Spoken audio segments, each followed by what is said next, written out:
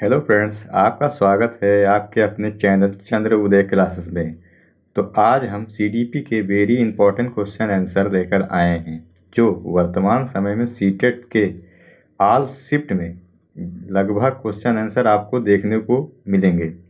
तो फ्रेंड्स, इस वीडियो को प्रारंभ से अंत तक ज़रूर देखें। इस वीडियो से काफ़ी मदद मिलने वाली है आप लोगों को। आइए शुरू करते हैं। पहला क्वेश्चन हमारा है, बालक का विकास किन क्षेत्रों में बटा है? तो फ्रेंड्स, पहला ऑप्शन है गामक मनोवैज्ञानिक, संवेदात्मक और सामाजिक। सेकंड ऑप्शन है शारीरिक संज्ञानात्मक, आध्यात्मिक और संवेदात्मक। तीसरा ऑप्शन है शारीरिक संज्ञानात्मक, गामक और सामाजिक।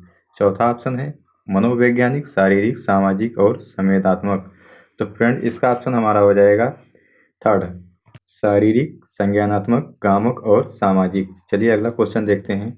निम्नलिखित में से कौन सा सिद्धांत यह दर्शाता है कि विकास दिशात्मक है, सिर से पैर की ओर? तो फ्रेंड, इसके ऑप्शन हमारे हो जाएंगे शीर्षगामी सिद्धांत, सेकंड ऑप्शन अधोगामी सिद्धांत, थर्ड ऑप्शन विशिष्टता से संबंधित सिद्धांत, चौथा ऑप्शन मात्रात्मक परिवर्तन सिद्धांत। तो फ्रेंड, इसका ऑप्शन हो जाएगा आपका शीर्षगामी सिद्धांत, पहला ऑप्शन। चलिए अगला क्वेश्चन देखते हैं। राघव जब शिशु था तब उसे माता पिता के स्नेह से वंचित रहना पड़ा। बाल्यावस्था के आगे के चरण में उसे बहुत संवेदनशील अध्यापक मिले, फिर भी उसे लोगों पर विश्वास करने में परेशानी होती है और वह जोखिम लेने का साहस नहीं दिखा पाता। राघव के विषय में विकास का कौन सा मुद्दा एकदम स्पष्ट रूप से वर्णित होता है? तो फ्रेंड, इसके ऑप्शन देखते हैं हम। निरंतरता, अनिरंतरता का मुद्दा, सेकंड ऑप्शन आरंभिक बात के अनुभवों का मुद्दा, थर्ड ऑप्शन प्राकृतिक पालन पोषण का मुद्दा, चौथा ऑप्शन एकरूपता व्यक्तिकता का मुद्दा। तो फ्रेंड, इसका ऑप्शन हमारा हो जाएगा सेकंड, आरंभिक बात के अनुभवों का मुद्दा।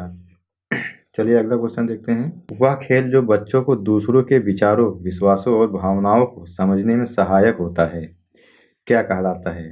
तो फ्रेंड, इसके ऑप्शन हम पढ़ते हैं। पहला ऑप्शन है कल्पनाशीलता वाला खेल, समांतर खेल, एकांगी खेल, चौथा ऑप्शन है स्वतंत्र एकाकी खेल। तो फ्रेंड, इसका ऑप्शन हमारा हो जाएगा फर्स्ट, कल्पनाशीलता वाला खेल। चलिए अगला क्वेश्चन देखते हैं। लॉरेंस कोहलबर्ग के सिद्धांत में नैतिक तर्कणा के किस चरण पर छात्र मान लेते हैं कि प्रत्येक व्यक्ति के लिए नियम एक समान प्रकार से लागू किए जाने चाहिए और प्रत्येक व्यक्ति का निजी कर्तव्य है कि वे इनका पालन करें? तो फ्रेंड, इसके ऑप्शन में पढ़ते हैं। पहला ऑप्शन है अच्छा लड़का अच्छी लड़की अभिविन्यास, सेकंड ऑप्शन है दंड और आज्ञा पालन अभिविन्यास, थर्ड ऑप्शन है यंत्रीय परियोजन अभिविन्यास, चौथा ऑप्शन है सामाजिक क्रम को बनाए रखने का अभिविन्यास। तो फ्रेंड, इसका ऑप्शन हमारा हो जाएगा फोर्थ, सामाजिक क्रम को बनाए रखने का अभिविन्यास। चलिए अगला क्वेश्चन देखते हैं। अपने लंबे मगर कम चौड़े गिलास में नींबू पानी के स्तर की ओर इशारा करते हुए सारा अपनी बहन को चिढ़ाती है कि उनके पिताजी उसे ज़्यादा नींबू पानी दिया है। उसकी बहन किसी भी तरह की प्रतिक्रिया नहीं देती है, क्योंकि उसने अपने पिता को उसके गिलास से सारा के गिलास में नींबू पानी डालते हुए देखा है और वह जानती है कि दोनों गिलासों में नींबू पानी की मात्रा एक समान है। इस संदर्भ में सारा क्या प्रदर्शित करती है? चलिए इसके ऑप्शन पढ़ते हैं हम मित्रों। पहला है केंद्रीकरण, दूसरा है जीववाद, तीसरा है क्रमबद्धता, चौथा है वर्ग समावेशन। तो फ्रेंड, इसका ऑप्शन हमारा हो जाएगा केंद्रीकरण, पहला ऑप्शन। चलिए अगला क्वेश्चन देखते हैं। पियाजे के अनुसार विकास के किस काल में बालक वस्तुओं के लिए प्रतीकों का इस्तेमाल करने लगते हैं और तार्किक मानसिक समझ उभरने लगती है? तो फ्रेंड, इसके ऑप्शन पढ़ते हैं। पहला है पूर्व संक्रियात्मक काल, सेकंड है मूल संक्रियात्मक काल, तीसरा है उत्तर संक्रियात्मक काल, चौथा है औपचारिक संक्रियात्मक काल। तो फ्रेंड, इसका ऑप्शन हमारा हो जाएगा फर्स्ट, पूर्व संक्रियात्मक काल। चलिए अगला क्वेश्चन देखते हैं। अमन एक पहेली के टुकड़ों को ठीक से लगाने की कोशिश कर रहा है, लेकिन वह इसी सही जगह पर सही हिस्सों को फिट करने के लिए संघर्ष करता है। कैसे, क्या, क्यों के रूप में उसकी माँ उसे संकेत प्रदान करती है। लेव वायगोस्की के सीखने के सिद्धांत के अनुसार सीखने की यह प्रक्रिया क्या करेगी? पहला ऑप्शन बच्चे को अप्रेरित करेगी, सेकंड ऑप्शन उसे आक्रामक बना देगी, तीसरा ऑप्शन अधिगम के लिए पाठ का काम करेगी, चौथा ऑप्शन सीखने में मदद नहीं करेगी। तो फ्रेंड, इसका ऑप्शन हो जाएगा आपका सी ऑप्शन, अधिगम के लिए पाठ का काम करेगी। चलिए अगला क्वेश्चन देखते हैं। फ्रेंड्स, अगर वीडियो अच्छा लगे तो इसको फटाफट से लाइक कर दीजिए और शेयर कर दीजिए, चलिए अगला क्वेश्चन पढ़ते हैं हम। वाइगोत्स्की सिद्धांत के अनुसार सहायक खोज किस में सहायक है? पहला ऑप्शन पढ़ते हैं संज्ञानात्मक द्वंद्व, दूसरा ऑप्शन सहपाठी सहयोग, तीसरा ऑप्शन है उत्प्रेरक प्रतिक्रिया साहचर्य, चौथा ऑप्शन है पुनर्बलन। चलिए इसके ऑप्शन हम देखते हैं कौन सा सही है। सेकंड ऑप्शन सही हो जाएगा, सहपाठी सहयोग। चलिए अगला क्वेश्चन देखते हैं। हावर्ड गार्डनर के बहुआयामी बुद्धि के सिद्धांत के अनुसार निम्नलिखित में से किसका प्रयोग दृष्टिगत जगत को सही तरह से अनुभव करने की योग्यता और अपने आरंभिक अनुभव में परिवर्तन लाने की योग्यता के लिए किया गया है? तो फ्रेंड इसका ऑप्शन फटाफट से पढ़ते हैं। पहला है शारीरिक गतिबोधक बुद्धि, दूसरा है स्थानिक बुद्धि, तीसरा है तार्किक गणितीय गणन बुद्धि, चौथा है अंतःवैयक्तिक बुद्धि। तो फ्रेंड इसका ऑप्शन हमारा हो जाएगा स्थानिक बुद्धि। चलिए अगला क्वेश्चन देखते हैं। हेतल घर में गुजराती बोलती है और इस भाषा को पढ़ने और लिखने में उसका परवाह है। उसके विद्यालय में निर्देश का माध्यम हिंदी है। वह यह भाषा नहीं जानती है। राष्ट्रीय शिक्षा नीति 2020 के अनुसार इस स्थिति में विद्यालय को क्या करना चाहिए? तो फ्रेंड इसके ऑप्शन हम पढ़ते हैं। पहला ऑप्शन है हेतल को विद्यालय में सिर्फ हिंदी बोलने के लिए कहना चाहिए। सेकंड ऑप्शन है बहुभाषावाद की संस्कृति सर्जित करने के लिए सभी बच्चों को एक दूसरे की मातृभाषा का सम्मान करने के लिए कहना चाहिए। तीसरा ऑप्शन है अध्यापकों को हेतल से कहना चाहिए कि उसने जो कुछ भी घर में सीखा है उसे भूल जाए। चौथा ऑप्शन है हेतल को उस अनुभाग में भेज देना चाहिए जिसमें निर्देश का माध्यम अंग्रेजी है। तो फ्रेंड इसका ऑप्शन हो जाएगा हमारा बी ऑप्शन, सेकंड ऑप्शन। बहुभाषावाद की संस्कृति सर्जित करने के लिए सभी बच्चों को एक दूसरे की मातृभाषा का सम्मान करने के लिए कहना चाहिए। चलिए अगला क्वेश्चन देखते हैं फ्रेंड्स। जेंडर, पहला ऑप्शन है जन्म के समय निर्धारित होता है। सेकंड ऑप्शन है आनुवंशिक विशिष्टताओं द्वारा पूर्व निर्धारित होता है। तीसरा ऑप्शन है सामाजिक संरचनाओं द्वारा आरोपित होता है। चौथा ऑप्शन है एक आंतरिक गुण है। तो मित्रों इसका ऑप्शन हमारा हो जाएगा थर्ड ऑप्शन, सामाजिक संरचनाओं द्वारा आरोपित होता है। चलिए अगला क्वेश्चन देखते हैं। दावा ए, अध्यापक के द्वारा आकलन और मूल्यांकन के विविध तरीकों का इस्तेमाल किया जाना चाहिए। तर्क आर, मूल्यांकन का उद्देश्य अच्छा निष्पादन करने वाले विद्यार्थियों को शेष कक्षा से पृथक करना है। सही विकल्प चुने। ए और आर दोनों सही हैं और आर सही व्याख्या करता है ए की। सेकंड ऑप्शन है ए और आर दोनों सही हैं लेकिन आर सही व्याख्या नहीं करता है ए की। थर्ड ऑप्शन ए सही है लेकिन आर गलत है। चौथा ऑप्शन ए और आर दोनों गलत हैं। तो मित्रों इसका ऑप्शन क्या हो जाएगा आप लोग बताइए। तो फ्रेंड इसका ऑप्शन हमारा हो जाएगा तीसरा, ए सही है लेकिन आर गलत है। चलिए अगला क्वेश्चन देखते हैं फ्रेंड्स। निम्नलिखित में से क्या प्रगतिशील कक्षा की विशेषता नहीं है? तो फ्रेंड इसके ऑप्शन पढ़ते हैं। पहला ऑप्शन है बच्चों की सक्रिय रूप से सहभागिता।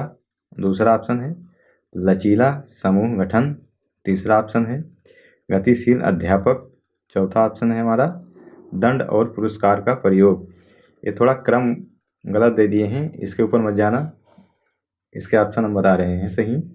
हमारा ऑप्शन हो जाएगा चौथा, जो एक लिखा हुआ है यहाँ पर, दंड और पुरस्कार का प्रयोग। चलिए अगला क्वेश्चन देखते हैं। राशि ने बच्चों की अवधारणाओं के प्रति समझ का आकलन करने के लिए एक नई विधि का प्रयोग किया। उसने बच्चों से कहा कि वे एक उत्तर के लिए जितना संभव हो अधिक से अधिक प्रश्न बनाएं। शिक्षण अधिगम का यह उपागम। चलिए इसके ऑप्शन पढ़ते हैं फ्रेंड्स। पहला ऑप्शन है बाल केंद्रित है। दूसरा ऑप्शन है पाठ्य पुस्तक केंद्रित है। तीसरा ऑप्शन है उपदेशात्मक है। चौथा है कंठस्थीकरण पर केंद्रित है। तो फ्रेंड इसका ऑप्शन हमारा हो जाएगा फर्स्ट ऑप्शन, बाल केंद्रित है। चलिए अगला क्वेश्चन देखते हैं। एक समावेशी कक्षा में सहयोगात्मक प्रणाली और सहयोजक अधिगम को का फर्स्ट है अत्यधिक हतोत्साहित करना चाहिए। सेकंड ऑप्शन है सक्रियता से प्रोत्साहित करना चाहिए। थर्ड है रूढ़िबद्ध धारणाओं का निर्माण करती है। चौथा है अधिगम प्रतिफलों को सभी के लिए कम करती है। तो फ्रेंड इसका ऑप्शन हमारा हो जाएगा सेकंड ऑप्शन, सक्रियता से प्रोत्साहित करना चाहिए। चलिए अगला क्वेश्चन देखते हैं। अध्यापक को अपनी कक्षा में सुविधा वंचित वर्ग से आने वाले बच्चों के लिए क्या करना चाहिए? तो फ्रेंड्स पहला ऑप्शन हमारा है विद्यालय से बाहर अतिरिक्त मदद लेने के लिए कहना चाहिए। सेकंड ऑप्शन है विद्यार्थियों के लिए विशेष अनुभाग बनाने चाहिए। थर्ड ऑप्शन है योग्यता आधारित समूह बनानी चाहिए। चौथा ऑप्शन है सहयोगात्मक समूह बनाने चाहिए जो अधिगम के संवर्धन के लिए समूह विविधता का इस्तेमाल कर सके। तो फ्रेंड इसका ऑप्शन हमारा हो जाएगा फोर्थ, सहयोगात्मक समूह बनाने चाहिए जो अधिगम के संवर्धन के लिए समूह विविधता का इस्तेमाल कर सके। एक विद्यार्थी जिसे ADHD अवधान न्यूनता अचकिरशीलता विकार है को समावेशित करने के लिए कौन सी कक्षा प्रभावशाली है? सेकंड ऑप्शन, कक्षा जहां लचीली समय सारणी और बैठने की व्यवस्था है और विद्यार्थी अपनी रुचि अनुसार स्वयं कार्य करते हैं। चलिए अगला क्वेश्चन देखते हैं। एक नवीन परिस्थिति में दूसरों की तुलना में अधिक अपसारी चिंतन करने वाले व्यक्ति की बुद्धि का वर्गीकरण क्या है? तो फ्रेंड इसके ऑप्शन में पढ़ते हैं। पहला ऑप्शन है अंतर्वैयक्तिक बुद्धि, दूसरा है व्यवहारिक बुद्धि, तीसरा है सृजनात्मक बुद्धि, चौथा है प्रकृतिवादी बुद्धि। तो फ्रेंड इसका ऑप्शन हमारा हो जाएगा थर्ड ऑप्शन, सृजनात्मक बुद्धि। चलिए अगला क्वेश्चन देखते हैं। वह छात्र जिन्हें पठन वैकल्य है उन्हें मुख्यतः किसमें दिक्कत आती है? तो फ्रेंड ऑप्शन पढ़ते हैं हम। पढ़ने व लिखने में, सेकंड ऑप्शन गतिशीलता में, तीसरा ऑप्शन है चित्र बनाने में, चौथा है सुनने में। सही ऑप्शन हमारा हो जाएगा फर्स्ट, पढ़ने व लिखने में। बच्चों के बारे में निम्नलिखित कथनों में से कौन सा सही है? तो पहला है बच्चे वैज्ञानिक शोधकर्ता बनने के लिए पैदा होते हैं। सेकंड ऑप्शन है बच्चे पर्यावरण के सक्रिय अन्वेषक हैं। बच्चे वयस्कों की तरह सोचते हैं, सिर्फ उनसे कम। चौथा है बच्चे सामाजिक अंतःक्रिया द्वारा अपने परिवेश से अर्थ सर्जित करने के लिए पैदा होते हैं। तो फ्रेंड इसका ऑप्शन हमारा हो जाएगा थर्ड, पहला, दूसरा और चौथा, ये गलत। चलिए अगला क्वेश्चन देखते हैं। विद्यार्थियों के काम में त्रुटियों के विश्लेषण का मुख्य उद्देश्य क्या है? तो फ्रेंड्स पहला ऑप्शन हमारा है विद्यार्थियों को श्रेणीबद्ध करना और योग्यता आधारित समूहों में पृथकीकरण करना। दूसरा ऑप्शन है बच्चों की सोच चिंतन को समझना। तीसरा है विद्यार्थियों को किसी भी तरह की गलती करने के लिए फटकारना। चौथा है विद्यालय में अध्यापकों की क्षमता की तुलना करना। तो फ्रेंड इसका ऑप्शन हमारा हो जाएगा सेकंड ऑप्शन, बच्चों की सोच चिंतन को समझना। चलिए अगला क्वेश्चन देखते हैं। अधिगम किसके द्वारा प्रभावित होता है? तो फ्रेंड पहला है मनोवैज्ञानिक कारकों से, सेकंड है सामाजिक सांस्कृतिक कारकों से, और चौथा है विद्यालय संबंधित कारकों से, तीसरा है अध्यापक से संबंधित कारकों से। चलिए इसका ऑप्शन देखते हैं हम। इसका ऑप्शन है चौथा, चारों सही हैं आपके। चलिए अगला क्वेश्चन देखते हैं। कक्षा में विद्यार्थियों को त्योहारों को मनाने के अपने अनुभवों को साझा करने के अवसर देना और उसके आधार पर सूचना निर्मित करने को बढ़ावा देना किसका उदाहरण है? चलिए फटाफट से ऑप्शन पढ़ते हैं हम। पहला है व्यवहारवाद, दूसरा है प्रत्यक्ष निर्देशन, तीसरा है सामाजिक संरचनावाद, चौथा है पाठ्यपुस्तक आधारित अध्यापन। चलिए इसका ऑप्शन हम देते हैं फ्रेंड्स। इसका ऑप्शन हो जाएगा तीसरा, सामाजिक संरचनावाद। राष्ट्रीय शिक्षा नीति 2020 सुझाती है कि कक्षा अधिगम को पाठ्य पुस्तकों तक सीमित करने के बजाय अधिगम और शिक्षा, तो फ्रेंड ऑप्शन पढ़ते हैं हम, तिथियों और ज्ञान के कंठस्थीकरण पर आधारित होनी चाहिए। सेकंड है प्रत्येक 3 माह के बाद विद्यार्थियों की विषय वस्तु को बढ़ा देना चाहिए। थर्ड है खोजबीन और समालोचनात्मक चिंतन के विकास पर केंद्रित होनी चाहिए। चौथा है परीक्षाओं के लिए सीखने पर केंद्रित होनी चाहिए। तो मित्रों इसका ऑप्शन हमारा हो जाएगा थर्ड ऑप्शन, खोजबीन और समालोचनात्मक चिंतन के विकास पर केंद्रित होनी चाहिए। चलिए अगला क्वेश्चन देखते हैं फ्रेंड्स। स्मृति विषयक युक्ति कौन सी है? तो फ्रेंड इसका ऑप्शन हमारा हो जाएगा 26 का फर्स्ट, वह तकनीक जो याद करने में मदद करती है। चलिए अगला क्वेश्चन देखते हैं।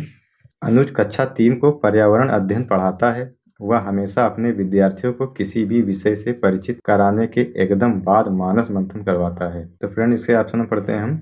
रटकर सीखना, सेकंड है दृष्टिकोण जानना, थर्ड है समालोचनात्मक चिंतन, चौथा है खोजबीन।